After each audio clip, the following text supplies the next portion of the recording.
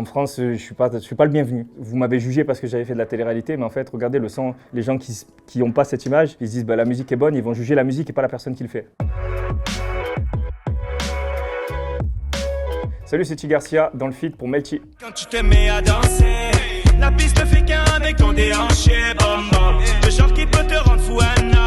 J'avais absolument pas prévu de faire de la musique avant que j'aille à l'île Maurice en vacances avec mon fils. Et j'ai revu Didier Assad. J'ai dit écoute, je suis sur ton île, viens on se capte et tout. On s'est vu, on a passé une soirée ensemble. Et là il me dit voilà, moi je fais toujours de la musique, tout ça. J'ai une instru de fou, ça te dirait de chanter tout ça. J'ai dit ben j'offre pas trop parce que moi j'adore les nouveaux trucs, les nouveaux challenges. Pourquoi pas en fait? Qu'est-ce qui m'en empêche? J'ai le temps. Ouais, vas-y feu. J'adore aller en studio, j'adore faire des clips. Et du coup en fait c'est ça qui me fait kiffer. Et voilà, je pense que les gens ils ressentent aussi que c'est pas pour l'argent que je le fais. C'est vraiment par passion. Et en plus j'ai le label Scorpio qui me suit et tout grâce à Didier Assad. Donc franchement je me régale.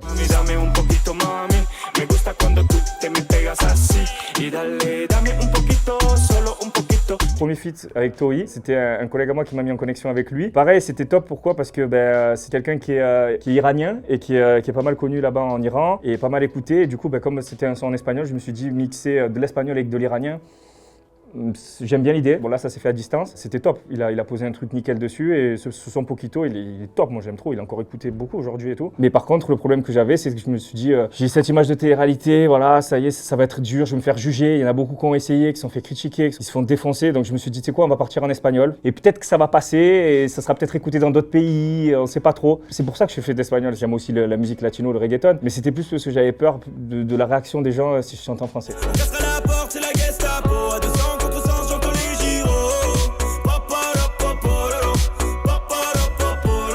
Bah, j'ai grave kiffé l'invitation de Yann sur son album. En plus, c'était avant le clic-clic pam-pam-pam, tout ça. Franchement, j'avais écouté ce qu'il faisait et tout. J'ai bien kiffé la vibe. Bonnard, bien gentil, on a bien discuté. Après, il m'a envoyé quelques prods. Pareil, le Madous, en fait, quand il me l'a envoyé, direct, j'ai eu de l'inspi dessus. J'ai écrit un truc parce que quand c'est français, souvent, c'est moi qui écris. Et là, direct, j'ai renvoyé le truc. Il m'a dit lourd, t'as tué ça et tout. Après, on a fait le clip à côté de chez moi. C'est super bien entendu. Ça s'est trop bien passé. Et le son, il est pareil, il est bien écouté. Beaucoup de vues sur YouTube, je sais pas combien. Mais non, franchement, on a grave kiffé. À chaque fois, c'est une belle expérience. Et une bonne rencontre.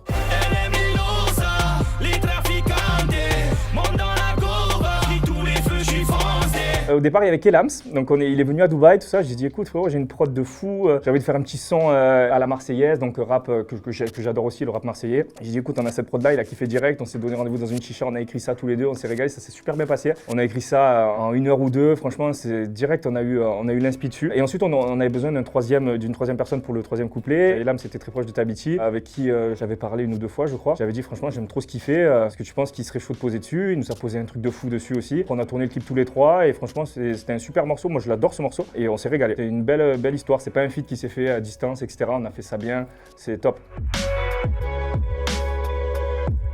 J'avais prévu de sortir un album, j'ai une vingtaine de sons qui sont prêts. Le problème c'est que je vais essayer maintenant plus de me concentrer sur un style ou sur une idée pour avoir vraiment une direction artistique plutôt que d'un coup faire du rap, un coup faire du reggaeton, un coup en français, un coup en espagnol. Je me dis que il faudrait peut-être que je me concentre sur un style, quelque chose que je m'approprie et quelque chose qui me corresponde, et une signature vocale, on va dire, ou une signature musicale qui va me permettre d'acquérir une certaine fidélité au niveau des auditeurs, quoi.